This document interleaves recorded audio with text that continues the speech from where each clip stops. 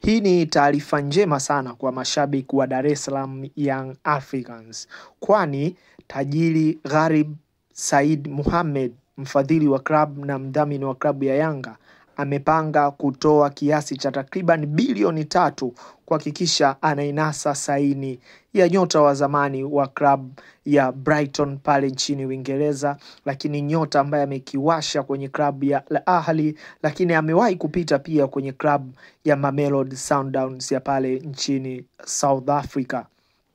Taarifa zinasema kuwa mfadhili huyo yupo tayari kumwaga kiasi kikubwa sana cha pesa kuhakikisha nyota huyo ambaye alifanya vizuri akiwa na klabu ya Al Ahly ya nchini Misri anatua ndani ya mitaa ya Jangwani. Makachero wetu wamepata taarifa hizo kwa sababu yapo maneno ambayo yamekuwa yakizungumziwa kuhusiana na nyota huyo ambaye ana uwezo mkubwa sana wa kutumia mguu wa kushoto, na wengi wao wakimfananisha kiwango chake na nyota wa dhamani wa klabu hiyo Stefan Azizi Ki ama Master Ki, ambaye ametimka ndani ya klabu hiyo na kwenda kujiunga na Wydad Casablanca ya pale nchini Morocco. Pes Muztau ambaye mara kadhaa amekuwa akiitwa kwenye timu ya taifa ya South Africa, lakini ni kapteni wa timu hiyo. Amewahi kushinda makombe mbalimbali na klabu ya Al Ahly ya pale nchini Misri, kwa mfano kombe la ligi la Misri, lakini amewahi kuchukua CAF Champions League mara 2 mfululizo akiwa na klabu hiyo, na dhani haya ni mafanikio yake makubwa akiwa katika soka la Afrika.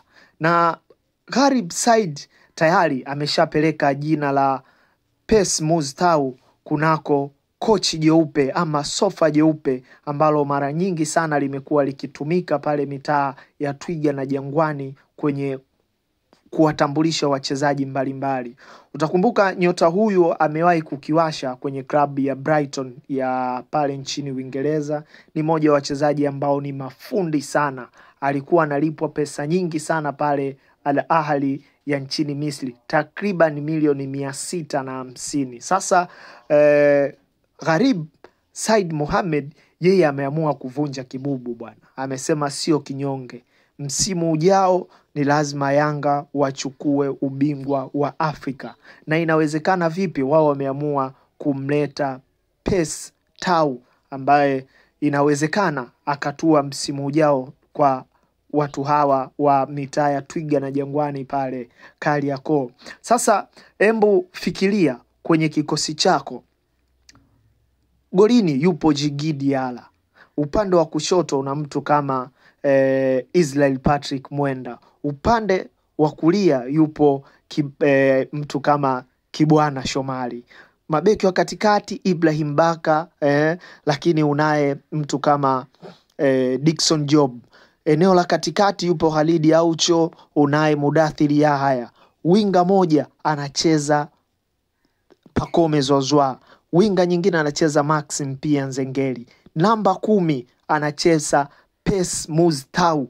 Huyu hapo ambaye unamuona hapo akiwa amevalia jezi ya Brighton and Hove ya pale nchini Uingereza. Lakini namba 9 unaye Clement Mzize. Japokuwa zipo taarifa ambazo zinasema kuna uwezekano pia hata huyo Clement Mzize na yeye kuondoka, na ndio maana Yanga wameamua kuingia sokoni mapema kwa tafuta wachezaji ambao wanaweza wakawa na sajili nzuri zaidi, lakini wakawapata wachezaji ambao hawana timu sasa hivi. Pes Tau baada ya kumalizana na klabu ya Al Ahly ni free agent, na kama ambavyo unajua ni issue ya kukaa chini na kuzungumza, lakini Gharib Said Mohamed yeye amependekeza jina la mchezaji huyo na yuko tayari kulipa kiasi chochote kile cha pesa ili mradi Yanga wawe na Pes Muztau, mmoja wa wachezaji ambao wamekuwa na nyakati nzuri sana pale Uingereza, lakini amecheza michezo mingi kwenye umri wake mdogo,